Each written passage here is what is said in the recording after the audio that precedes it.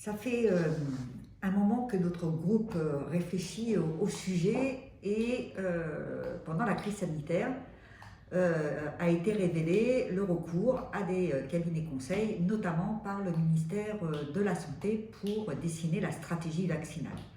Et ça nous a interpellés, c'est-à-dire que l'argent public serve à des cabinets privés. Nous nous sommes posé la question, mais n'y a-t-il pas de fonctionnaires pour accompagner le gouvernement dans justement la stratégie vaccinale pour lutter contre la Covid-19? C'est vraiment une particularité parlementaire. Il s'agit de la possibilité donnée à des groupes politiques de demander, de déposer soit l'organisation d'une commission d'enquête, avec tout ce que cela suppose, on y reviendra, soit une mission d'information. Pour tout vous dire, pour le groupe communiste républicain citoyen et écologiste ici au Sénat, nous n'avons pas beaucoup de possibilités. Et c'est la raison pour laquelle nous avons beaucoup réfléchi au sujet que devait porter une commission d'enquête si nous utilisions ce droit de tirage, et nous en avons conclu donc sur celle relative au recours au cabinet de conseil privé. D'abord, je crois qu'il faut comprendre que le recours au cabinet de conseil privé n'est pas un fait nouveau, mais que dans l'histoire, il y a eu ces recours, notamment quand Jacques Chirac a fait appel à eux pour la privatisation de certains établissements publics. Les choses se sont un petit peu calmées par la suite, et puis est arrivée la RGPP sous l'ère de Nicolas Sarkozy, avec donc la réduction de la dépense publique, donc de fonctionnaires aussi.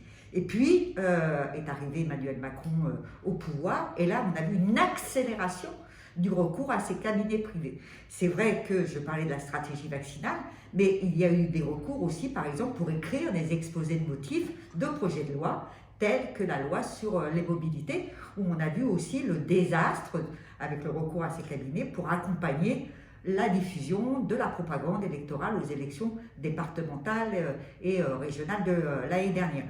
Donc voilà, nous voulons savoir, nous ne sommes pas des procureurs. Une commission d'enquête, ce n'est pas un palais de justice. Nous voulons comprendre les rouages qui font que plutôt que de faire appel à des fonctionnaires, notamment dans la haute fonction publique, on a recours à ces cabinets privés parce qu'à la clé, il y a quand même des millions d'euros qui sont investis dans ces cabinets, et donc des fois avec des échecs. On a parlé pendant un certain temps du fameux logiciel sur les salaires des gendarmes. Ça a été un échec retentissant, alors que c'est un cabinet de conseil privé qui a élaboré ce logiciel qui a fait flop. C'est un grand sujet, donc on va être très vaste dans les auditions. Il y a deux sortes d'auditions. Il y a les auditions de la commission tout entière. Je rappelle que cette commission d'enquête est quand même composée d'élus de tout groupe politique présent au Sénat. Et puis, je suis la rapporteure de cette commission d'enquête, et j'aurai aussi, moi, avec le président de la commission d'enquête, qui est un élu républicain, nous aurons aussi nos auditions. Alors, pour en venir à qui, je le répète, on va être très large dans ces auditions. On va auditionner la haute administration, on va auditionner les ministres, on va auditionner les cabinets conseils, parmi lesquels les plus gros quand même sur la place.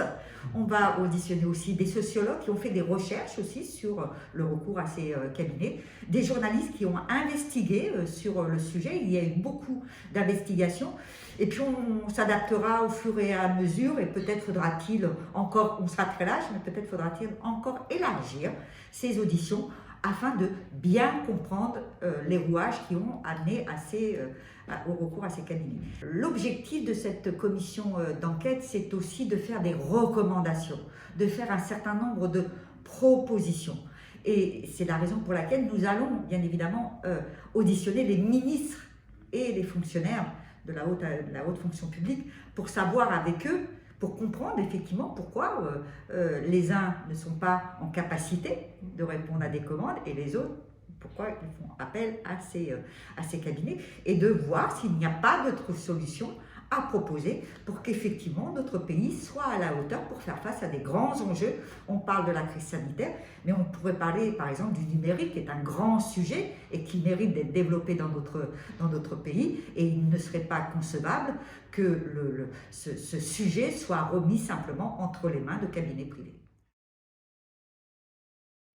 Ce que nous souhaitons avec le président et avec les membres de la commission, c'est de pouvoir remettre un rapport aux alentours du mois de mars, fin mars, avant les élections présidentielles et législatives du printemps prochain.